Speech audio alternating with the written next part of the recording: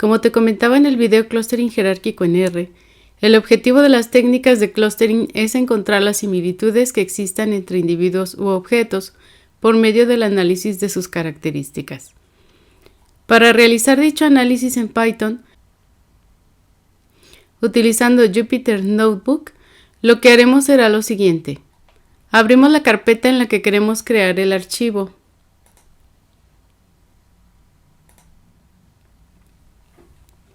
Damos clic en Nuevo. Seleccionamos Python 3. Se muestra una línea en la que comenzaremos a escribir ya sea código en Python o el título del script. Si queremos que sea el título, entonces vamos a la caja en donde dice código y seleccionamos la opción Markdown para indicarle que no se tratará de un código a ejecutar, sino de un texto a desplegar. Markdown es un lenguaje que permite dar formato a los textos empleando una serie de caracteres especiales. En este caso, antes del texto le coloqué un signo numeral o hashtag para indicarle que se trata del título del script y que por lo tanto el texto será de un tamaño mayor a todas las demás líneas de texto.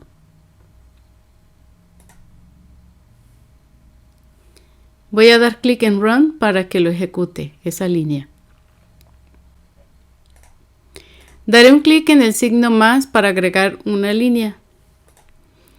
Esta sí va a tener código, por lo que no le hago ninguna modificación. Voy a importar las librerías que estaré utilizando para el análisis de datos. A diferencia de R, para cargar una librería no utilizo la función library, sino que utilizo el comando import para hacerlo. El paquete NumPy se utiliza para hacer cálculos científicos, mientras que Pandas nos ayuda en el análisis de datos y Matplotlib en la creación de gráficos de muy buena calidad. A cada uno de los paquetes les estoy asignando un alias para no tener que teclear el nombre completo cada vez que los necesite. A NumPy lo llamaré como NP, a Pandas con PD y a la función pyplot de Matplotlib con PLT. Estoy importando también una función que se encuentra dentro del paquete SciPy llamada Hierarchy, que como su nombre lo sugiere es útil para realizar el clustering jerárquico. Para no estar escribiendo scipy.cluster.hierarchy cada vez que necesitamos esta función, le asignaremos el alias ssh. En la siguiente línea estoy siendo más específica todavía acerca de cuáles funciones dentro de Hierarchy voy a necesitar, y estas son Dendrogram, Linkage y fcluster. La línea Matplotlib inline se la agregamos siempre que queremos que nos despliegue las gráficas aquí en el notebook. En la siguiente línea voy a poner un texto. En R le poníamos un hashtag antes de poner comentarios. Aquí podemos manejarlo como texto, nada más que, al igual que cuando pusimos el título, le vamos a indicar que esta línea es un markdown. Voy a ejecutar de una vez la importación de las librerías. Cuando se pone aquí un asterisco es porque lo está procesando las funciones, las está llevando a cabo, los códigos. Vamos a comenzar leyendo el archivo a analizar. Utilizaremos el archivo ejemplo estudiantes.csv. Utilizaré la función readCSV que está dentro del paquete pandas, y esto se lo indico con pd, que es pandas.readCSV. Abrimos paréntesis y colocamos comillas sencillas para comenzar a decirle el lugar en el que se encuentra el archivo que contiene los datos. La ruta se la indicamos con diagonales normales. No son diagonales invertidas, por lo que si copias la ruta desde el explorador de Windows, deberás cambiarlas para que Python las reconozca. Después de la ruta del archivo incluiremos el parámetro engine igual a Python para indicarle que estamos usando Python. Colocamos una coma y después el parámetro index-call igual a 0 para indicarle que las filas tienen un nombre, que en este caso es el nombre de cada estudiante.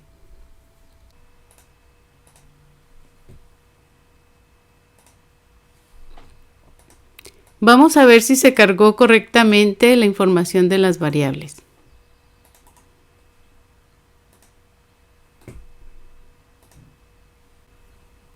Para hacer esto aplicamos la función info al objeto estudiantes, que es en donde guardé la información del archivo. Y vemos que se trata de un objeto con 10 filas y 5 columnas, las cuales son de tipo float 64, lo que significa que son caracteres numéricos con decimales, lo cual es correcto. Vamos a ver las primeras filas del objeto estudiantes para ver cómo son sus variables.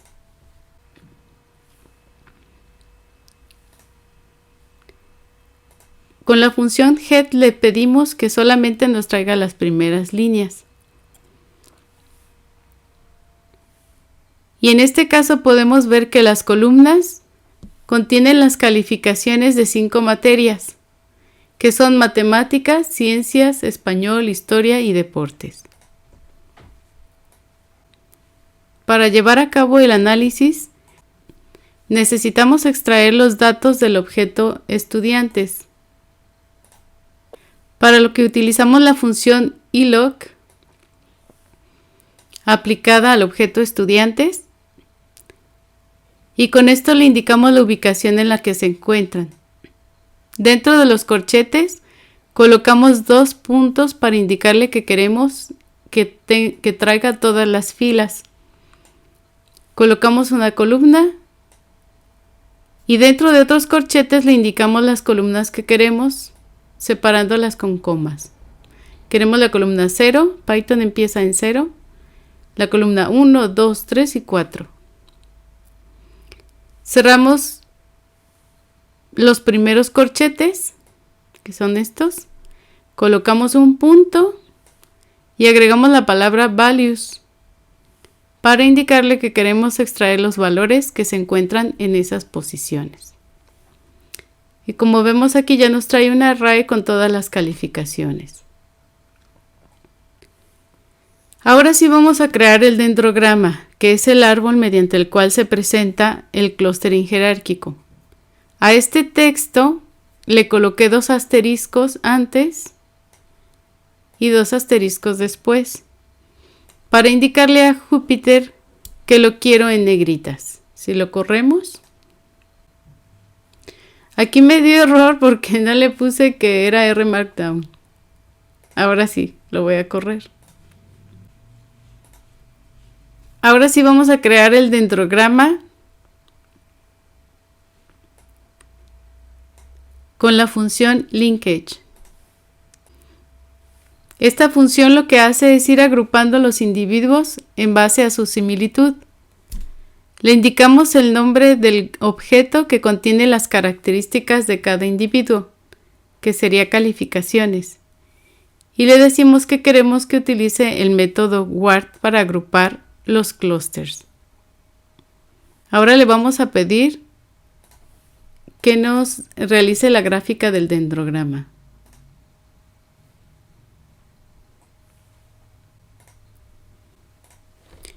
Para hacer el gráfico del dendrograma utilizamos la función dendrogram, que es parte del paquete SSH.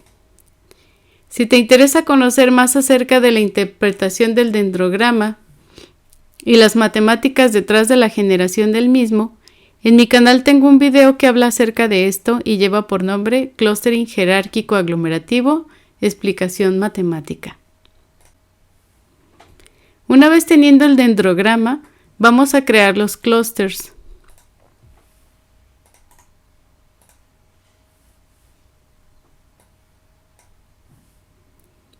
La función fcluster asigna los clusters a partir de la información generada con la función linkage. Para utilizar esta función, lo primero que le indicamos es el objeto que contiene la estructura del dendrograma, en este caso clustering jerárquico, que es en el que guardamos la información cuando se aplicó la función linkage. Con la T le indicamos la altura a la que queremos que haga el corte del dendrograma, esta altura. Y con el parámetro criterio le indicamos el criterio que utilizará para hacer el corte. En este caso le pedimos que sea la distancia máxima existente entre los clusters y que esta distancia sea igual al valor de t, es decir, a 2. Quiere decir que va a ser el corte aquí y de aquí nos va a dar los clusters. Veremos que nos forma 3 clusters.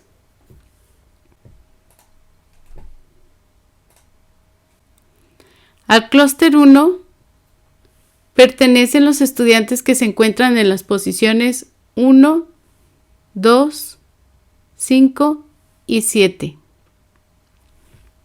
que serían estos 4. Al clúster 2, los que están en la posición 3 y en la 8, aquí, que sería este otro. Mientras que los que pertenecen al clúster 3 son los que se encuentran en las posiciones 0, 4, 6 y 9, que sería el tercer clúster. Si nosotros le cambiáramos la cantidad a t de 2 a 3,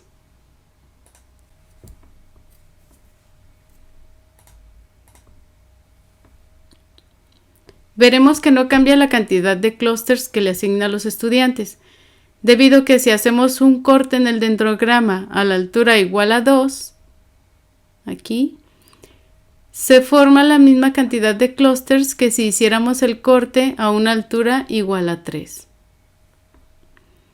Mientras que si t lo dejamos igual a 1,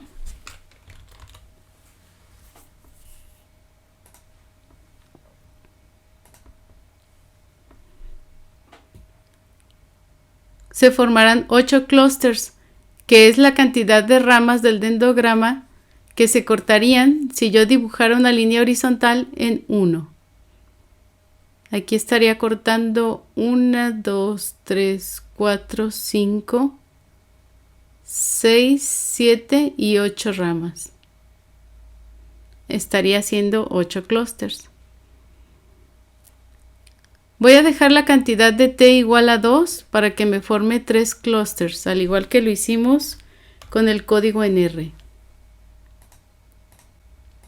Ahora que ya los tenemos asignados, vamos a crear una columna llamada clustering jerárquico en el objeto estudiantes.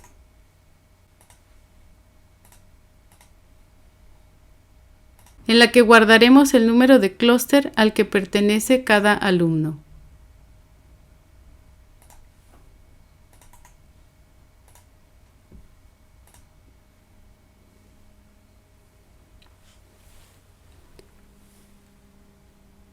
Esto lo hice indicándole el objeto y entre corchetes y con comillas sencillas le digo qué nombre quiero para esa columna nueva. Y en esta columna nueva voy a almacenar la información que yo generé en el objeto cluster. Y ahora sí vemos cómo se agregó esta columna llamada clustering jerárquico con el número de clúster asignado a cada uno de los estudiantes por el clustering jerárquico. Esta información se encuentra en la memoria de la computadora. Para que pueda ser guardada en el disco duro, haremos lo siguiente.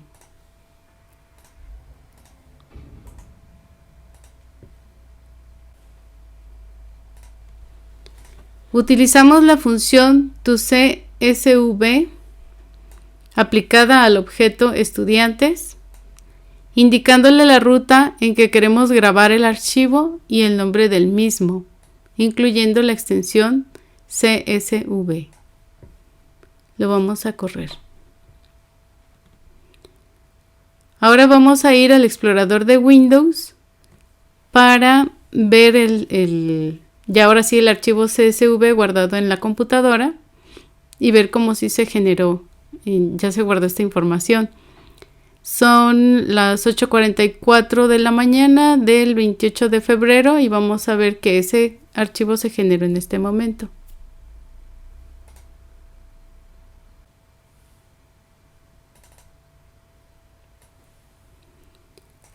Aquí tengo ya el explorador de Windows y vamos a buscar el archivo estudiantes clustering jerárquico.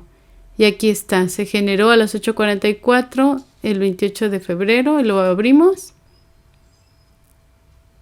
Y vemos cómo ya contiene, además de las calificaciones de los estudiantes, contiene la información del clustering, contiene la información del clúster que le asignó el clustering jerárquico a cada uno de ellos.